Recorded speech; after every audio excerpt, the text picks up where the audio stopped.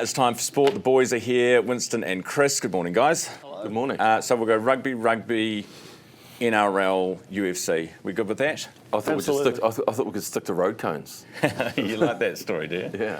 Hey, the ABs will start there on Saturday, and the Wallabies. Thoughts, impressions? Yeah. So All Blacks will be relieved to come away with the Eden Park record intact again. Blah blah blah. That's been a story for decades now. But it wasn't an entirely convincing win again, and there's this up and down pattern to the All Blacks at the moment.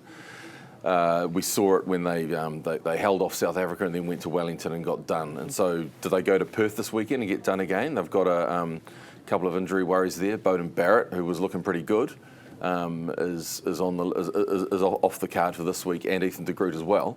They'll get Scott Barrett back, but the Wallabies are getting a couple of real heavy hitters back, Will Skelton and Rob Valentini. They're very, very good players. So you could get this bounce back effect again. Now, if they do lose this weekend, it'll be the first time since, I think, 1986 that the All Blacks have gone win-loss, win-loss, win-loss. So it's a real up and down yo-yo, and we're just not sort of used to that as All Blacks fans. Like, we've had bad runs. We've gone three in a row defeats, even 5 in a row, back to 99, I think, and 98. But it's the up and down that's kind of unsettling. You know, we like to know where our team, are we good? Or are we shit? Yeah. You know, like, can we hold off, you know, the double world champion Springboks, or are we just roadkill to them? Are we just a traffic cone in the spotlights for them? So, yeah, it's just an unsettling time. And where would we be without Eden Park is the other thing, right? Maybe they need to find some way to fold it up, to take a little replica, or just take the dirt, dig up some of the dirt and take it on tour with them. You did right. If they could play Eden Park every week, we'd be home. We'd be fine. Yeah. The dirt at Twickenham looked pretty good for England on the weekend. They've taken out the Women's Rugby World Cup, and we have taken third, which is better than fourth. Yeah, absolutely. It was a good performance from the Black Ferns on Saturday night, early Sunday morning against France. Kind of expected they would come out and play with some freedom. You know, there was no real pressure on that one. If they lost it, they would have fallen outside the top 3 for the first time, but they weren't playing like a team who thought about that. They just went out, played some footy, and ran up the score. The French came back. I think the last 20 minutes, the Black Ferns switched off a little bit, but by then the game was over. Bronze medal sewn up, and in the season on a high. So be interesting to see what happens from here. Obviously, Portia Woodman-Whitcliffe retired, came back.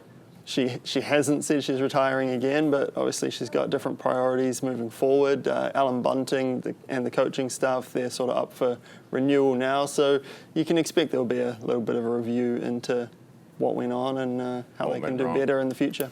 Hey, Winston, we've got the finalists now for the NRL. Who's your pick?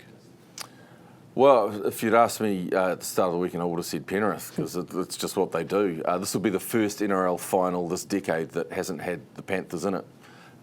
So, Broncos, I don't know. What do you think?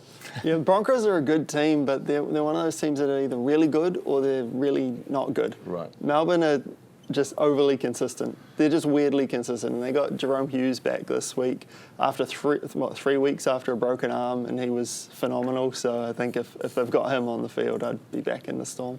But I do like the final. It's a tough one to pick. Hey, UFC in Perth. I saw some of it. I actually saw an interview beforehand. Is it Michelle?